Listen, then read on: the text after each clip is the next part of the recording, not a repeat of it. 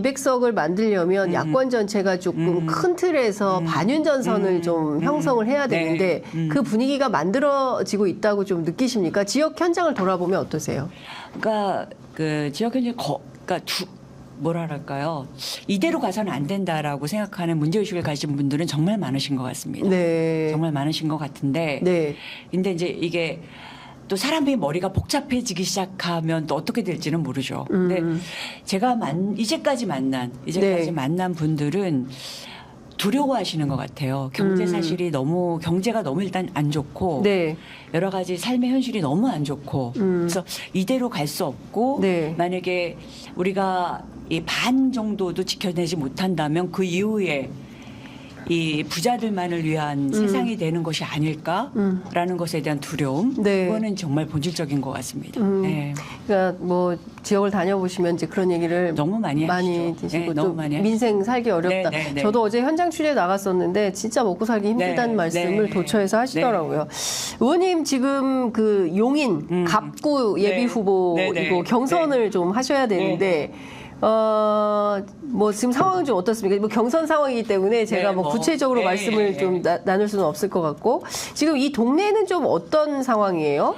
여기는 사실은 이제 국민의힘당 쪽이 훨씬 더 힘이 있었던 곳이죠. 아, 이제 지역적으로? 지역의 좀 보수적인 곳이고요. 네. 쉽지 않은 곳이죠. 여기는 험지라고 꼽히는 곳이고요. 네, 민주당에게. 예, 민주당에게. 예. 그 국힘에게는 정말 양지죠. 네. 양지라고 할 수 있는 거가 6명의 이제 국힘 후보들이 나와서 네. 이제 경쟁을 굉장히 치열하게 했었어요. 아, 치열하게 하시다가 예, 이제 예. 이용모 전 인사비서관이 이제 전략공천 받으면서 내려왔고요. 네, 네. 예. 지금 이 동네가 보니까 정찬민 전 국민의힘 의원이 현역이었는데 이분이 작년 8월에 뇌물, 네. 예, 뇌물 혐의로 실형이 확정돼서 의원직이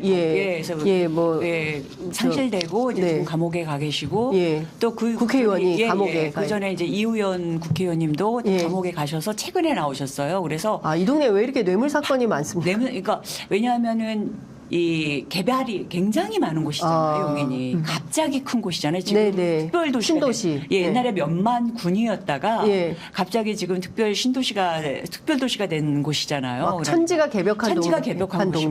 곳입니다. 천지가 예. 개벽한 곳이어서 예. 시장님들도 모두 다 감옥에 가셨고 유일하게 민주당 백군기 시장님만 예. 감옥에 안 가신 갔- 민주당 분만 그리고 감옥에 안 갔어요. 시장님들이 재임이 없었던 그런 되게 곳입니다. 특이한 동네. 네, 특이한 동네입니다. 그리고 예. 지금 막 SK부터 시작해서 산단 어마어마한 개발이 뭐 320조 뭐 몇백 조씩 이렇게 들어오면서 네. 개발이 이제 진행되려고 하는 것이고 네. 이제 원삼 쪽에는 SK는 개발이 이제 본격적으로 됐고 네. 삼성은 이제 발표를 하고 뭐 보상 얘기 좀 오고 가고 뭐 이러는 곳이라 네. 그것이 제대로 진행이 되는 것이 용인 발전의 절대적인 이제 중요성을 갖고 있는 곳입니다. 그래서 다들 이게 어찌 되려나 네. 이게 이제 주민들 입장에서 좋은 이제 발전과 개발이 되려나 예. 이제 환경은 어떻게 되려나 네. 뭐 우리들의 교통과 이런 부분들은 같이 잘 문화나 아니면 신도시나 이런 것들 잘 만들어지려나 예. 라는 부분도 크고 또 뭐 땅값도 무지하게 올랐고요. 그래요. 예, 아파트 값도 오르고 땅값도 오르고 막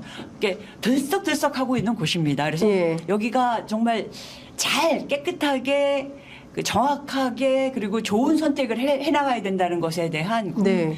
주민들의 바람이 아주 큰 곳입니다. 더 이상은 감옥 가는 국회의원 없자. 이게 모토인 이게 캠페인의 캠페인의 아주 가장 중요한 내심의 모든 부분의 바람인 그런 상황이에요. 그래서 자꾸 두렵다는 생각이 드는 거예요. 그렇구나. 저는 뭔가 예. 이렇게 뭔가 관이나 뭐 이런 쪽도 그렇고 깨끗한 정치, 판단, 예. 깨끗한 판단, 깨끗한 정치가 예.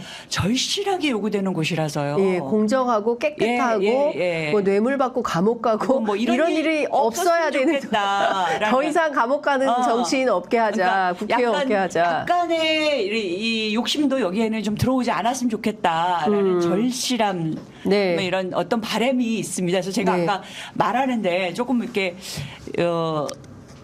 뭐라 그럴까요? 좀 세게 한 말이라는 건 정말 그냥 그 바람이 네. 주민들의 바람을 어떻게든 좀 전달해 보고자 하다 보니까 그런 얘기들이 나왔을 거라고 알겠습니다. 생각이 들어요. 지난 예. 대선 때 이재명 후보가 이긴 지역이긴 합니다. 이재명 후보가 49.8, 윤석열 후보가 46.6, 근소하게 이제 이재명 후보가 앞선 지역이어서 네. 사실상 민주당 후보로서는 좀 해볼 만한 뭐 좀 이런 지역일 수도 있겠다. 어려운 지역이긴 하지만, 네. 예, 그러니까 개발 이슈 때문에 그래도 힘 있는 여당 후보론 이런 게 먹힐 수 있죠. 예, 있는 먹힐 수 지역이지만 있는 거죠. 하여튼 깨끗한 지역이어야 된다라는 소구. 변화, 발전 그리고 좀 아름다운 도시에 네. 대한 예.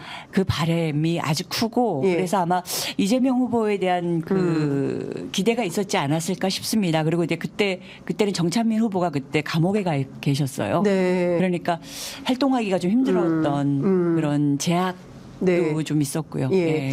그 상대당 후보인 국민의힘의 이원모 전 네. 비서관은 네. 이제 인사비서관이었고요. 검사 네. 출신이고 맞습니다. 또 윤석열 대통령의 애정하는 후배로 또 알려져 있기도 합니다. 네. 그러니까 친윤, 찐윤 뭐 거의 그런 얘기 수준. 많이 나오더라고요. 인데 사실은 이제 법무부에서도 인사검증 시스템이 제대로 작동된 거냐라는 그렇죠. 차원에서 이제 한동훈 비대위원장에 대한 비판이 많은데 네. 비슷한 맥락의 비판을 이원모 전 비서관에게도 하고 있습니다. 그렇죠. 우선 김행 여가부 장관 김행 너무 후보자 유명하시죠. 그 국회 여성가족위원회 위원장이시잖아요. 예, 맞아요. 예, 그러니까 그때 이 김행 주랭랑 사태 네, 때 현장에 맞습니다. 계셨던 맞습니다. 분이고 예. 또 이균용 대법원장 후보 그렇죠. 또 정순신 그의 국가수사본부장 후보. 그러니까 너무 쉽게 발견할 수 있는 걸 발견하지 않고 이게 임명이 아니라 지명을 한 네, 예. 그런 상황이 계속 반복됐었잖아요. 네. 반복돼가지고 정말 이런 분이 그럼 제대로 일을 할 수 있는 거야. 그러니까 이렇게 상식적이고 좋은 판단들 그리고 그 국민들을 위한 판단을 할 수 있는 분일까라는 것에 대한 근본적인 의심이 드는 거죠. 네. 예. 그래서 또 김행식 씨가 또 바로 그 다음 날 제가 뭐 글을 올렸잖아요. 네, 너무 네, 네. 걱정스럽다라고 예. 얘기했더니 뭐 이원모 전 비서관은 내 인사 검증에 실패한 적이 없다라고 그래가지고 네. 저보고 뭐 거짓 선동군 정치인이라고 퇴출해야 된다고 페북글에 올려서 김행 전 후보자가요. 그래서 아이고 이원모 후보가 본인 인사 검증했다라는 거를 또 본인이 인증까지 해주셔가지고 예. 네, 하여간 지금 중요한 포인트는 이원모 비서관과 이제 그 가장 강력한 후보는 아무래도 이제 민주당 후보가 될 수밖에 없기 때문에 이게 이 격돌 과정에서 어떤 결과가 될지는 저희가 좀 지켜보도록 하겠습니다. 아니 근데 용인갑에서 2년 전부터 준비를 하셨어요? 꽤 오랫동안 준비하셨네요. 일단 저는 험지에 가야 된다라는 생각이 있었어요. 근데 왜냐면 이재명 후보가 그때 당대표 이제 그 후보 연설하는데 비례를 험지로 보내시겠다는 거예요. 네. 그래서 그래야 되나 보다라고 생각하고 사실 이렇게 그런 험지이면서 또 다른 국회의원이 없는 곳이 없었어요. 그리고 제가 거기서 또 교수 생활을 좀 한 적도 있고 그래서 거기로 간다고 하면서 이제 이재명 그 대표를 만나서 그래서 제가 선택을 했어요. 그랬더니 제가 그런 말을 한 적이 있어요. 그러시는 거예요. 아마 써준 거를 읽으셨던 것 같기도 하고 뭐 그러긴 한데 저로서는 비례는 되게 혜택을 많이 받았잖아요.